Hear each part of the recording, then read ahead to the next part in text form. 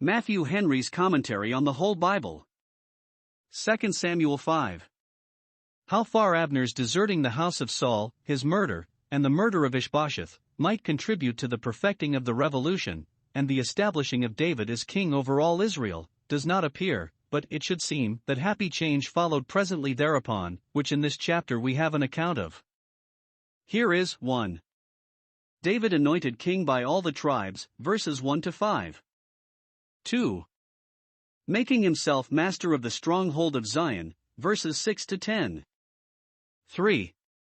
Building himself a house and strengthening himself in his kingdom, verses 11 and 12. 4.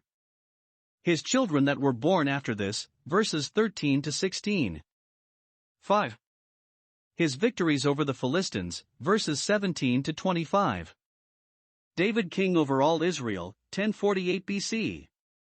1 Then came all the tribes of Israel to David unto Hebron and spake, saying, Behold, we are thy bone and thy flesh. 2 Also in time past, when Saul was king over us, thou wast he that leddest out and broughtest in Israel, and the Lord said to thee, Thou shalt feed my people Israel, and thou shalt be a captain over Israel. 3 So all the elders of Israel came to the king to Hebron, and King David made a league with them in Hebron before the Lord, and they anointed David king over Israel.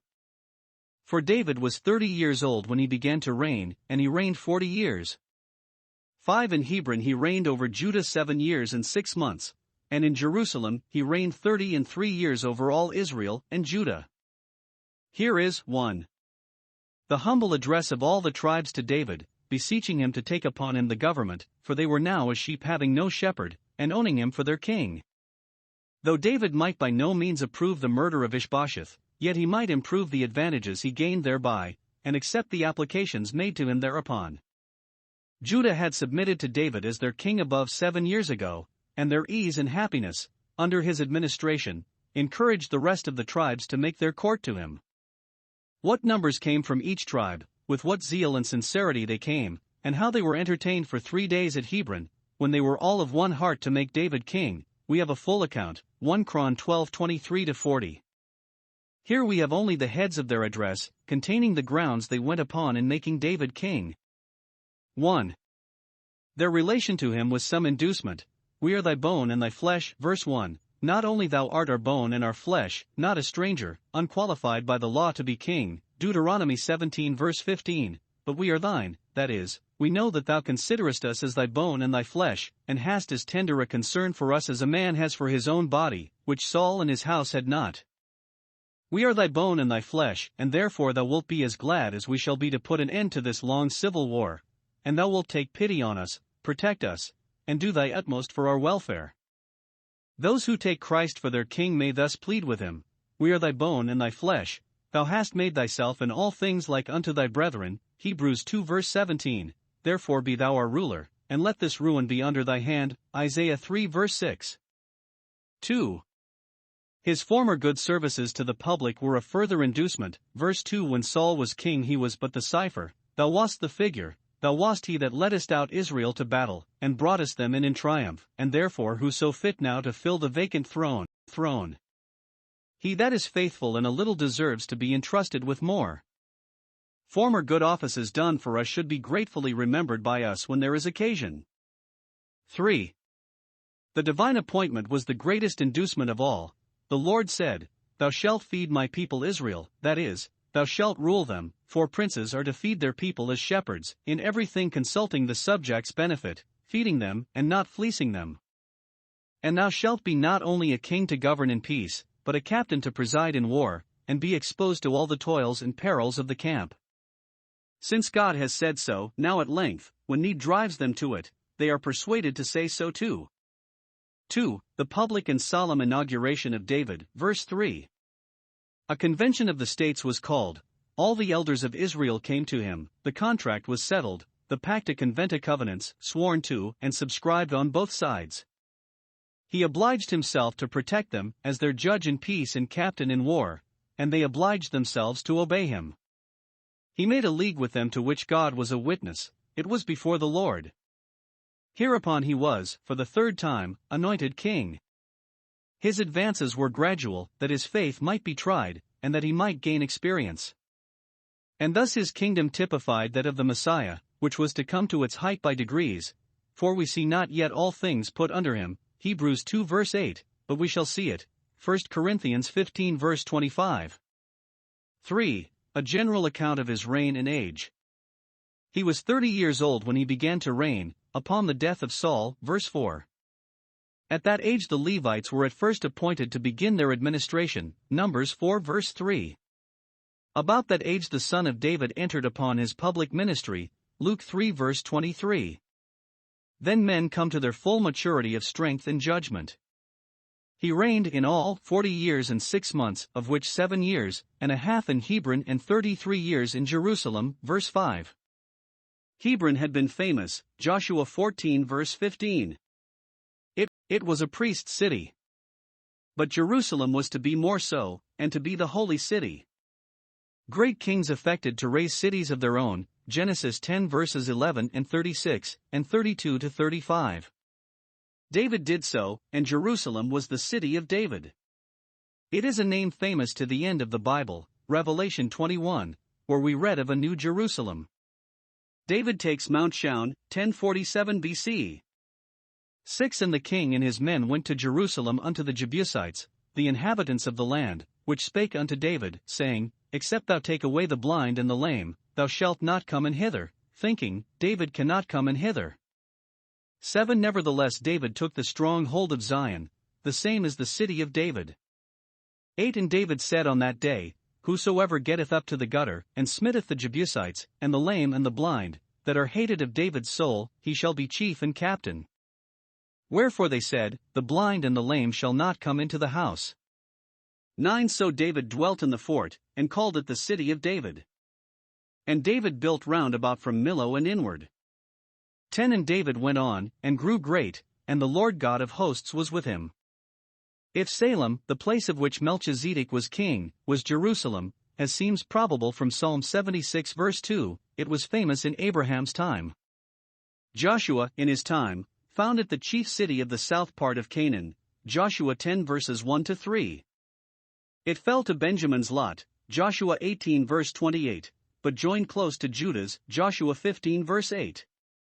The children of Judah had taken it, Judges 1 verse 8, but the children of Benjamin suffered the Jebusites to dwell among them, Judges 1 verse 21, and they grew so upon them that it became a city of Jebusites, Judges 19 verse 11.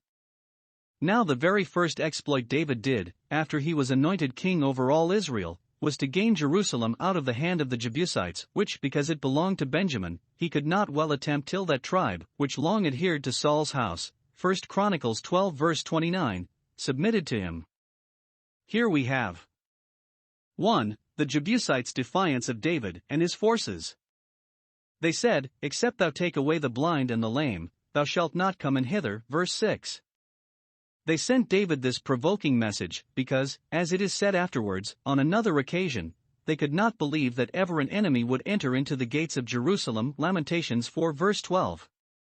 They confided either 1. In the protection of their gods, which David, in contempt, had called the blind and the lame, for they have eyes and see not, feet and walk not. But, say they, these are the guardians of our city, and except thou take these away, which thou canst never do, thou canst not come in hither. Some think they were constellated images of brass set up in the recess of the fort, and entrusted with the custody of the place.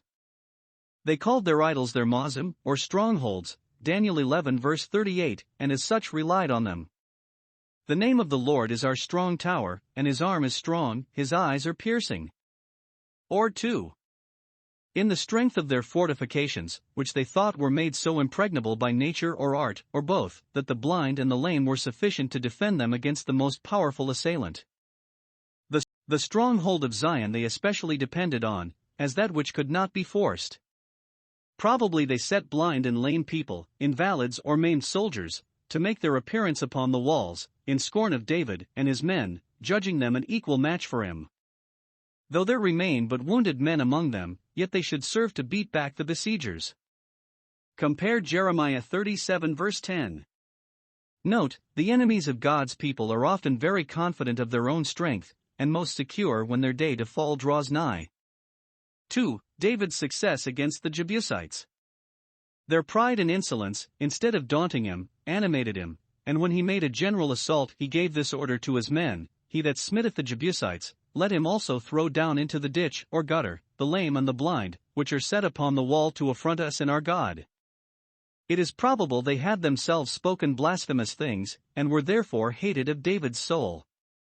Thus verse May 8 be read. We fetch our reading of it from 1 Chronicles 11 verse 6, which speaks only of smiting the Jebusites, but nothing of the blind and the lame. The Jebusites had said that if these images of theirs did not protect them, the blind and the lame should not come into the house, that is, they would never again trust their palladium, so Mr. Gregory understands it, nor pay the respect they had paid to their images, and David, having gained the fort, said so too, that these images, which could not protect their worshippers, should never have any place there more. 3. His fixing his royal seat in Shaun.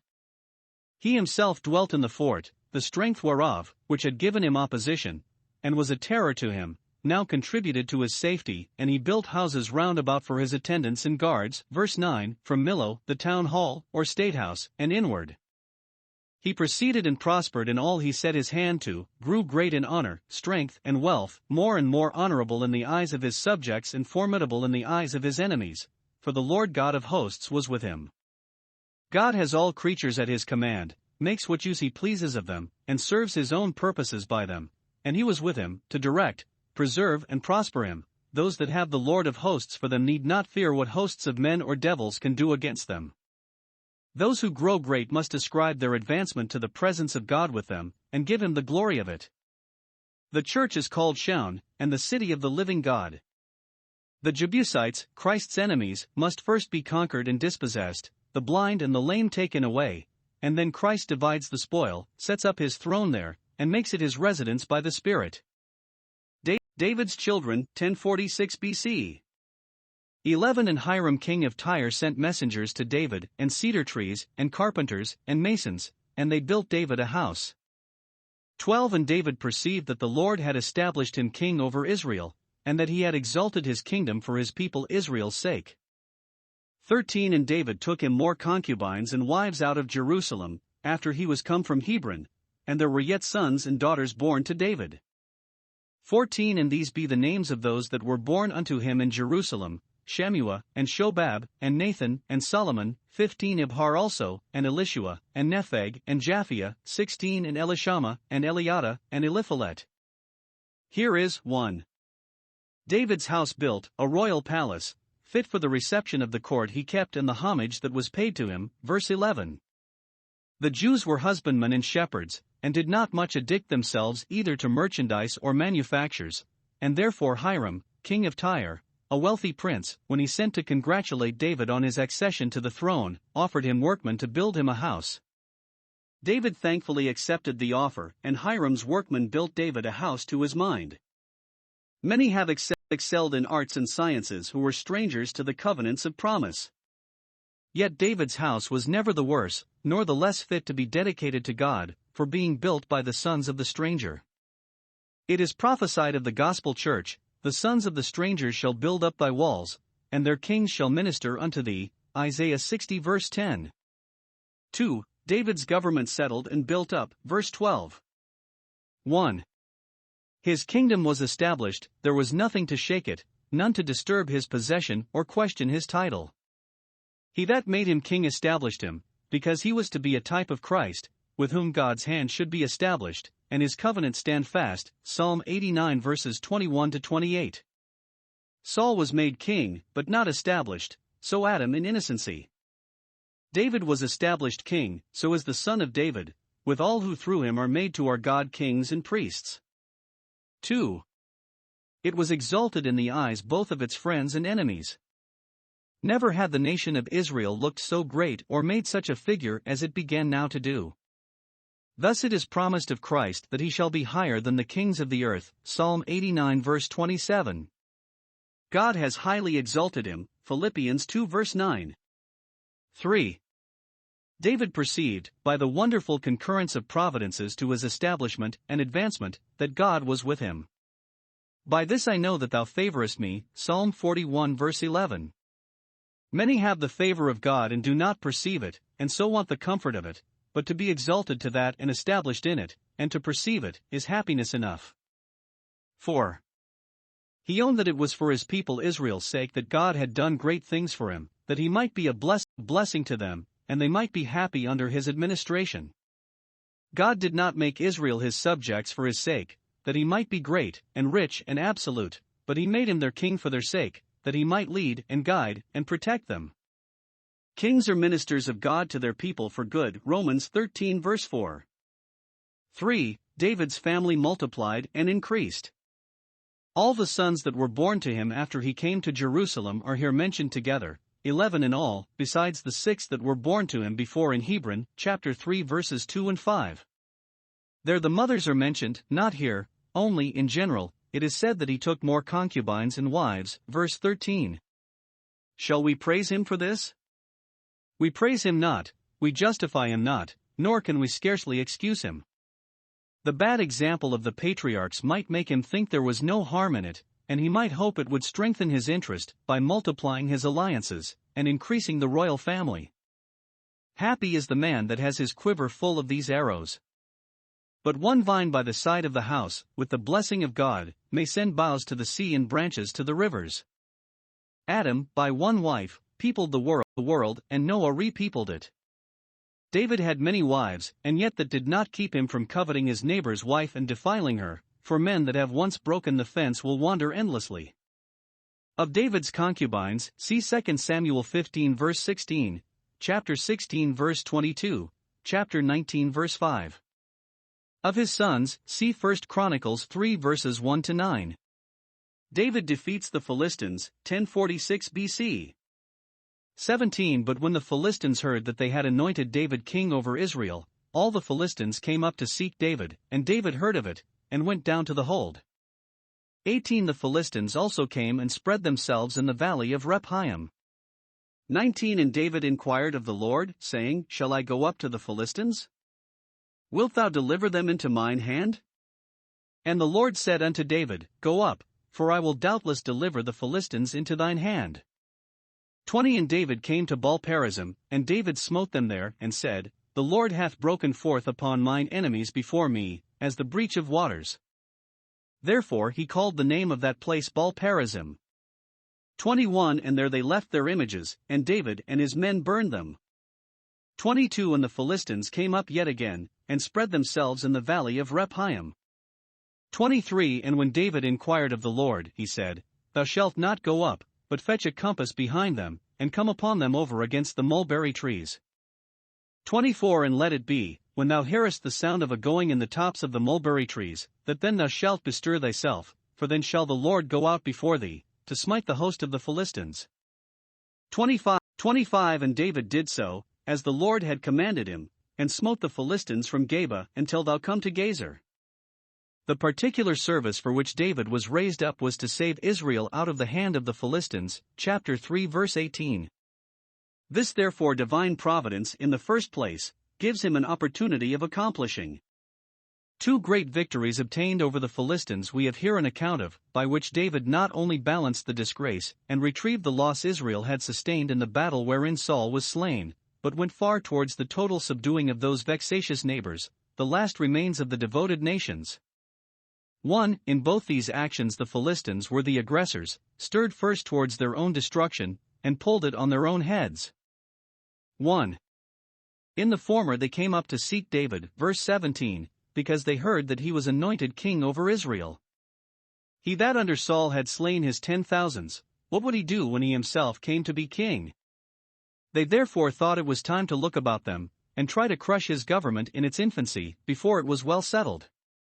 Their success against Saul, some years ago, perhaps encouraged them to make this attack upon David, but they considered not that David had that presence of God with him which Saul had forfeited and lost. The kingdom of the Messiah, as soon as ever it was set up in the world, was thus vigorously attacked by the powers of darkness, who, with the combined force both of Jews and Gentiles, made head against it.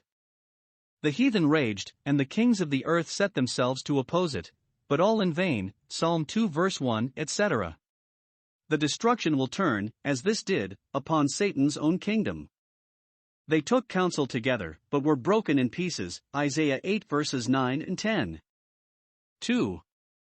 In the latter they came up yet again, hoping to recover what they had lost in the former engagement, and their hearts being hardened to their destruction. Verse 22. 3. In both they spread themselves in the valley of Rephaim, which lay very near Jerusalem. That city they hoped to make themselves masters of before David had completed the fortifications of it. Jerusalem, from its infancy, has been aimed at and struck at with a particular enmity. Their spreading themselves intimates that they were very numerous, and that they made a very formidable appearance. We read of the church's enemies going up on the breadth of the earth, Revelation 20 verse 9, but the further they spread themselves the fairer mark they are to God's arrows. 2. In both, David, though forward enough to go forth against them, for as soon as he heard it he went down to the hold, to secure some important and advantageous post, verse 17, yet entered not upon action till he had inquired of the Lord by the breastplate of judgment, verse 19, and again, verse 23. His inquiry was twofold. 1. Concerning his duty, shall I go up? Shall I have a commission from heaven to engage them? One would think he needed not doubt this. What was he made king for, but to fight the battles of the Lord and Israel? But a good man loves to see God going before him in every step he takes. Shall I go up now? It is to be done, but is it to be done at this time? In all thy ways acknowledge him. And besides, though the Philistines were public enemies, yet some of them had been his particular friends. Achish had been kind to him in his distress, and had protected him. Now, says David, ought not I, in remembrance of that, rather to make peace with them than to make war with them? No, says God, they are Israel's enemies, and are doomed to destruction, and therefore scruple not, but go up. 2. Concerning his success. His conscience asked the former question, shall I go up? His prudence asked this, wilt thou deliver them into my hand? Hereby he owns his dependence on God for victory, that he could not conquer them unless God delivered them into his hand, and refers his cause to the good pleasure of God. Wilt thou do it? Yea, says God, I will doubtless do it. If God send us, he will bear us out and stand by us. The assurance God has given us of victory over our spiritual enemies, that he will tread Satan under our feet shortly, should animate us in our spiritual conflicts. We do not fight at uncertainty. David had now a great army at command and in good heart, yet he relied more on God's promise than his own force. 3. In the former of these engagements David routed the army of the Philistines by dint of sword, verse 20 he smote them, and when he had done, 1. He gave his God the glory, he said, the Lord has broken forth upon my enemies before me. I could not have done it if he had not done it before me. He opened the breach like the breach of waters in a dam, which when once opened grows wider and wider. The principal part of the work was God's doing, nay, he did all. What David did was not worth speaking of, and therefore, not unto us, but unto the Lord, give glory. He hoped likewise that this breach, like that of waters, was as the opening of the sluice, to let in a final desolation upon them, and to perpetuate the remembrance of it. He called the place Baal-perazim, the master of the breaches, because, God having broken in upon their forces, he soon had the mastery of them. Let posterity take notice of it to God's honor. 2. He put their gods to shame. They brought the images of their gods into the field as their protectors, in imitation of the Israelites bringing the ark into their camp, but being put to flight, they could not stay to carry off their images, for they were a burden to the weary beasts. Isaiah 46 verse 1, and therefore they left them to fall with the rest of their baggage into the hands of the conqueror. Their images failed them, and gave them no assistance, and therefore they left their images to shift for themselves. God can make men weary of those things that they have been most fond of, and compel them to desert what they dote upon, and cast even the idols of silver and gold to the moles and the bats. Isaiah 2 verses 20 and 21. David and his men converted to their own use the rest of the plunder, but the images they burnt, as God had appointed. Deuteronomy 7 verse 5 You shall burn their graven images with fire, in token of your detestation of idolatry, and lest they should be a snare. Bishop Patrick well observes here that when the ark fell into the Philistines' hands it consumed them, but when these images fell into the hands of Israel, they could not save themselves from being consumed. For in the latter of these engagements God gave David some sensible tokens of his presence with him, bade him not fall upon them directly, as he had done before, but fetch a compass behind them. Verse 23. 1. God appoints him to draw back, as Israel stood still to see the salvation of the Lord. 2. He promised him to charge the enemy himself, by an invisible host of angels. Verse 24. Thou shalt hear the sound of a going, like the march of an army in the air, upon the tops of the mulberry trees. Angels tread light, and he that can walk upon the clouds can, when he pleases, walk on the tops of trees, or, as Bishop Patrick understands it, at the head of the mulberry trees, that is, of the wood, or hedgerow of those trees. And, by that sign, thou shalt know that the Lord goes out before thee. Though thou see him not, yet thou shalt hear him, and faith shall come and be confirmed by hearing. He goes forth to smite the host of the Philistines. When David had himself smitten them, verse 20, he ascribed it to God. The Lord has broken forth upon my enemies, to reward him, for which thankful acknowledgement the next time God did it himself alone, without putting him to any toil or peril. Those that own God and what he has done for them will find him doing more. But observe, though God promised to go before him and smite the Philistines, yet David, when he heard the sound of the going, must bestir himself and be ready to pursue the victory. Note, God's grace must quicken our endeavors. If God work in us both to will and to do, it does not follow that we must sit still, as those that have nothing to do, but we must therefore work out our own salvation with all possible care and diligence. Philippians 2 verses 12 and 13. The sound of the going was 1. A signal to David when to move. It is comfortable going out when God goes before us. And 2. Perhaps it was an alarm to the enemy, and put them into confusion. Hearing the march of an army against their front, they retreated with precipitation, and fell into David's army which lay behind them in their rear. Of those whom God fights against, it is said, Leviticus 26 verse 36, the sound of a shaken leaf shall chase them. 3. The success of this is briefly set down, verse 25. David observed his orders, waited till God moved and stirred them, but not till then. Thus he was trained up in a dependence on God and his providence. God performed his promise, went before him, and routed all the enemy's force, and David failed not to improve his advantages. He smote the Philistines, even to the borders of their own country. When the kingdom of the Messiah was to be set up, the apostles that were to beat down the devil's kingdom must not attempt anything till they received the promise of the Spirit, who came with a sound from heaven as of a rushing mighty wind, Acts 2 verse 2, which was typified by this sound of the going on the tops of the mulberry trees, and, when they heard that, they must bestir themselves, and did so, they went forth conquering and to conquer.